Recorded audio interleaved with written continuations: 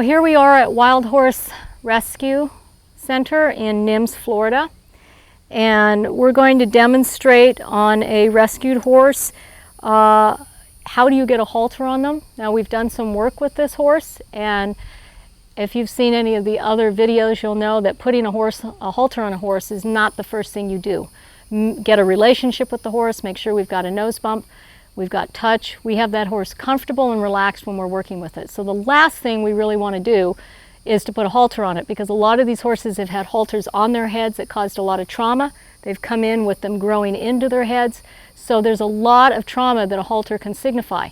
Now, we worked this horse a little bit earlier just on scratching and nose bumps, and he did very well. The situation happens often is you're in an emergency, you're a veterinarian, you're a rescue worker, you've got to get the horse off the property now. How are you going to catch the horse and move them? Well, you're going to have to put a halter on them to move them probably. So what do you do with a horse that doesn't particularly like halters? How do you get that association? One of the things we did earlier is we worked with smells, and this horse liked smell, and he liked peppermint, and he liked chamomile. So you can work with the object that they don't like, which in this case, probably a halter, and we can put the smell on it. Now we've confused the brain. We have a smell the horse likes with an object the horse doesn't like. So at least we're able to at least get the horse to think about this. So I'm going to go back. We're going to say, hey, Chavez. Let's see, eye contact. Look at me. Look at me. Good boy. Good boy. That's a good boy. And I'm going to go scratching. We'll go back to the scratching. That's it. That's it. Okay. How's that feel? Now, he's very wary about this. He's saying, he even knows the sound of this. You're fine.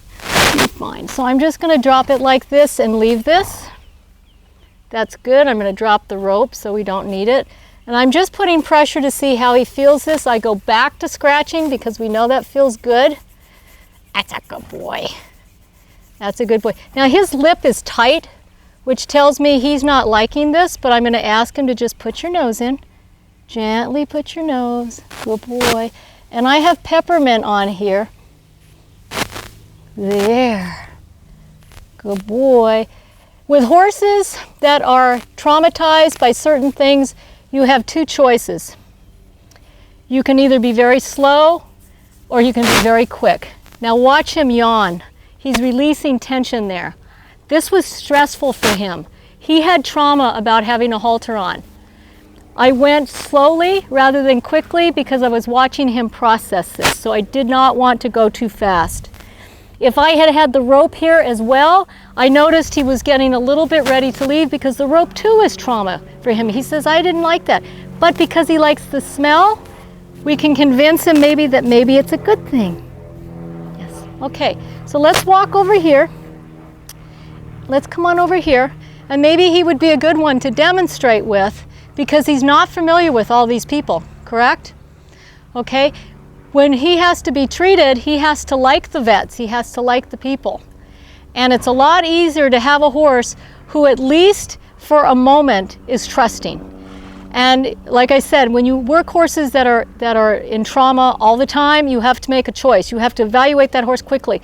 Is it better to get in there quick, snub them up, treat them, and get on and let that horse go back to less trauma because there's nobody around messing with them? Or is this a horse that makes eye contact with you, that is looking for some help, that says, you know, if you just give me a few moments of kindness, I'm going to cooperate with you? So, do you want to come in and just do a little bit of work with him? So it's going to be the same thing. So you can